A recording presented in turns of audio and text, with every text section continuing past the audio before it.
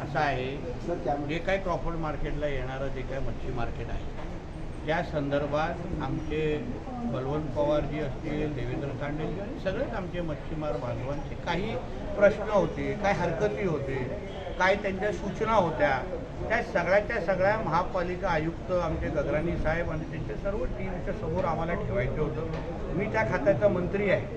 माझीही तेवढी तशी नैतिक जबाबदारी आहे की ह्या सगळ्यामध्ये एक चांगला सरकार आणि मच्छीमार बांधव आहे त्यांच्यामध्ये उत्तम संवाद असला पाहिजे. शेवटी मच्छी मार्केट आम्ही कोणासाठी बांधतोय, ह्यांच्या सगळ्यांसाठी बांधतो. तर त्यांच्या काही सूचना असतील, त्यांना काही तांत्रिक बदल पाहिजे असतील तर पहिलं भेटलं तरी पाहिजे, बसलं तरी पाहिजे. त्यामुळे आम्ही ही बैठक आज बोलवली होती. ही पहिली प्राथमिक बैठक आज आम्ही घेतलेली आहे. महत्त्वाच्या सूचना आमच्या मच्छीमार बांधवांनी, आमचे बलवंत पवार साहेब असतील, देवेंद्र असतील आणि सगळ्या लोकांनी आम्हा लोकांना दिलेले आहेत. त्यानुसार आमची महापालिका आयुक्त साहेबांची पूर्ण टीम त्याच्यावर अभ्यास करेल, त्याच्यावर काय शक्य ह्या सगळ्याची चर्चा करेल. परत आम्ही लोक एक दुसऱ्या राऊंड ऑफ मीटिंगसाठी बसणार आहोत आणि मग त्याच्यानंतर ह्यांच्या मनाचं समाधान कसं होईल. ह्यांना बेसमेंटमध्ये तिथे बसायचं नाही, कारण का ह्यांचा उद्या व्यवसाय ठप्प होईल. त्याच्यावर प्लॅन बी काय तयार होऊ शकतो, दुसरा मार्ग कसा निघू शकतो, त्यावर आता महापालिका आयुक्त साहेबांची टीम पूर्ण पद्धतीने विचार करून सकारात्मक पद्धतीने आमच्या मच्छीमार बांधवांचं किंवा कोळी समाजाचा पहिला हक्क आमच्या मुंबईवर आहे.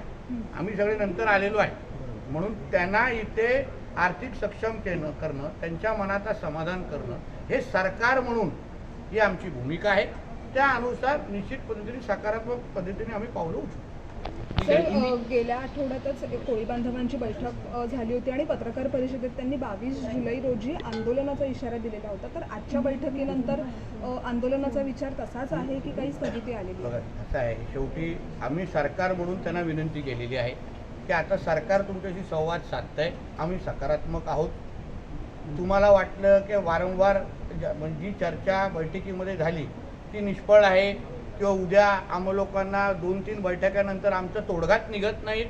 लोकशाहीमध्ये प्रत्येकाला मोर्चा करण्याचा अधिकार आहे आणि म्हणून मी आज त्यांना सरकार म्हणून विनंती केलेली आहे की आपण 22 तारखेचा मोर्चा आपण स्थगित करावा. आम्हाला तुम्ही ज्या सूचना दिलेल्या आहेत त्याच्यावर आम्ही वर्किंग करतो. परत एकदा तुमच्याबरोबर बसतो. जो काही विकासक आहे, जो हा मॉल किंवा ते मच्छी मार्केट बांधतोय त्याच्याबद्दल काही आक्षेप आहे, ज्या पद्धतीने त्याला काम देत त्याहीबद्दल आम्ही एक स्वतंत्र मीटिंग त्याबद्दल लावणार आहोत, जेणेकरून ह्या सगळ्या प्रश्नाचा तोडगा निघेल. आणि तोडगा निघत असताना आपण मोर्चा का काढावा की हा विषय मी त्यांच्यासमोर ठेवलेला आहे. शेवटी सगळे अनुभवी लोक आहेत, सुज्ञ लोक आहेत. बलवंत पवार साहेब असो, देवेंद्र तांडेलजी असो आणि बाकी सगळे लोक सकारात्मक पद्धतीने विचार करतील. मनाचं समाधान नाही झालं काही आठवड्यानंतर परत एकदा तारीख मोर्चाची जाहीर होईल अशी माझी अपेक्षा आहे. बघू, आता शेवटी निर्णय त्यांचा आहे.